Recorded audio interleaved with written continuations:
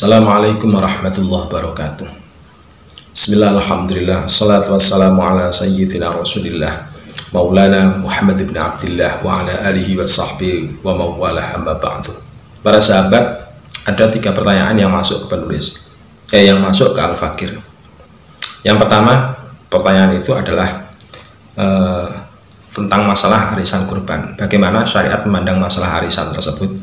Yang kedua, apakah dalam arisan kurban itu seseorang boleh menambahkan iuran tambahan ketika misalkan uang yang terkumpul dalam arisan itu kurang untuk mendapatkan hewan, kurang untuk mendapatkan hewan kurban yang dimaksud.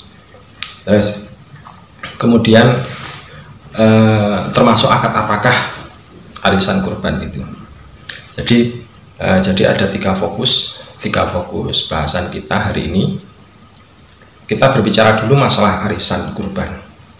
Jadi arisan itu merupakan kegiatan store uang yang dikumpulkan secara bersama dengan orang yang diketahui dan bisa dijamin tentunya, bisa dijamin pelaksanaannya tentunya. Nah, kemudian dari uang yang terkumpul itu dari peserta seluruhnya itu kemudian diundi.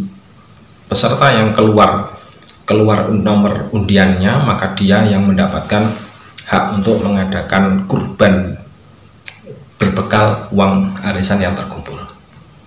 Nah, kalau kita melihat bahwasannya arisan ini dengan menggunakan store uang yang kemudian uang yang terkumpul itu diserahkan pada orang yang mendapatkan arisan, yang mendapatkan undian, maka jelas bahwasanya akad arisan ini merupakan akad muqaradhah, yaitu akad saling menghutangi.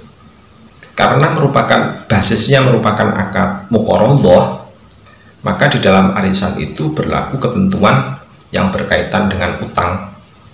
Jadi kalau berlaku ketentuan yang berkaitan dengan utang, maka yang pertama yang berlaku adalah bahwa setiap utang itu harus kembali berupa modal atau berupa uang yang sebesar utang yang diberikan.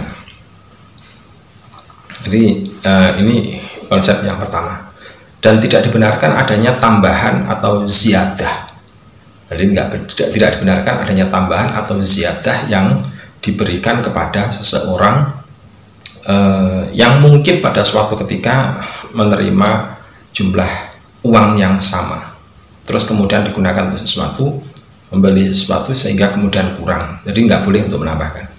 Disebabkan karena dalam akad utang itu berlaku ketentuan wajibnya membayar atau mengembalikan barang sesuai dengan asalnya. Tambahan yang disyaratkan di muka termasuk akad riba. Nah, jadi ini dasarnya bahwasanya hukumnya bagaimana lantasan? Hukumnya apakah arisan kurban ini hukumnya boleh? Jawabnya adalah hukumnya boleh. Jadi hukumnya boleh dengan alasan bahwasanya qardu atau muqaradhah itu merupakan bagian dari perintah Allah yang dikuatkan di dalam Al-Qur'an, yaitu ta'awanu 'alal birri wat taqwa wa la ta'awanu 'alal itsmi wal 'udwan. Apalagi di sini qardunya adalah dimaksudkan untuk mengadakan kurban. Jadi kurban sendiri maknanya adalah untuk litaqarrub, arti ibadah untuk litaqarrub, untuk mendekatkan diri kepada Allah.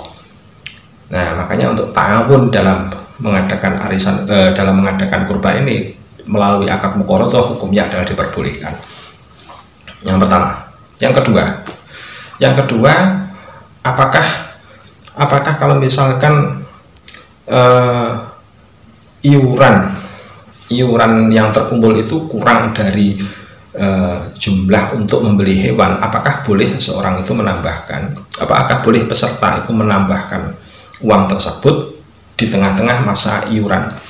Dalam hal ini kita perinci ada 2. Yang pertama adalah kita memandangnya bahwasannya muqaradhah arisan kurban. Jadi muqaradhah arisan kurban ini, kalau makut alehnya atau sesuatu yang diakatkan itu adalah berupa uang, jadi menghutangi berupa uang, maka hukumnya adalah tidak diperbolehkan untuk memberikan tambahan. Memberikan tambahan ketika dijumpai adanya iuran tersebut kurang untuk membeli sebuah hewan kurban.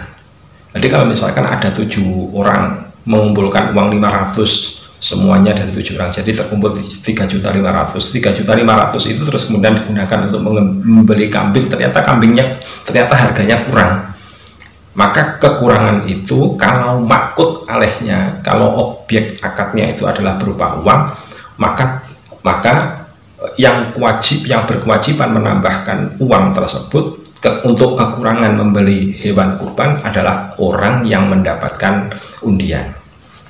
Jadi orang yang mendapatkan undian di akad muqarodoh ini, di akad arisan. Yang kedua, kalau misalkan makut alehnya itu berupa mutakowam atau barang nominal. Kalau barang nominal ini berarti wujudnya apa? Ya wujudnya kambing kurban. Kalau misalkan akad muqarodohnya itu berupa kambing kurban, maka kewajiban mengembalikan dari seluruh peserta kepada peserta yang lain itu tidak berupa uang tetapi berupa kambing. Jadi tidak berupa uang tetapi berupa kambing. Nah, kalau kita mengikuti dialektika ini, maka ketika makut alehnya itu berupa kambing, maka diperbolehkan untuk mengembalikan kambing tersebut. Itu ketentuannya adalah dengan jalan mengambil atau membeli kambing yang kira-kira ukurannya sepadan. Jadi dalam hal ini berarti harus disepakati antara seluruh peserta kira-kira kambingnya usianya berapa, dari jenis kambing apa, terus kemudian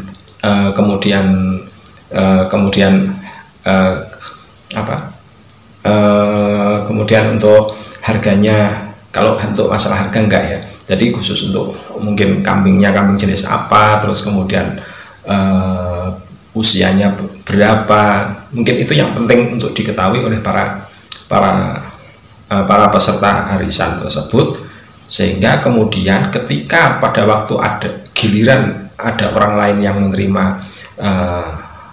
menerima giliran mendapatkan arisan tersebut untuk membeli kambing, ternyata harganya kurang, maka seluruh peserta bisa urunan untuk menambah harga tersebut, sehingga kemudian bisa digunakan untuk membeli kambing. Ini akad muqarodoh kalau objeknya itu adalah berupa, jadi objek makut alehnya yang diakati itu adalah berupa hewan kurban. Ini yang penting untuk kita ketahui. Para sahabat, kemudian ada juga yang sebenarnya menanyakan apakah terus kemudian orang yang bedok itu kemudian wajib untuk melaksanakan kurban. Dalam hal ini maka ketentuannya adalah diperinci. Kalau memang kambing itu sudah ditentukan untuk untuk kurban, maka kambing yang dibeli itu memang harus wajibnya adalah untuk kurban. Karena orang yang mengikuti arisan kurban itu berarti sudah menyatakan diri bahwasanya kalau bedok atau kalau mendapatkan giliran, maka orangnya tersebut harus melakukan kurban, karena namanya saja sudah arisan kurban. Demikian video singkat ini, semoga bermanfaat buat semuanya. Assalamualaikum warahmatullahi wabarakatuh.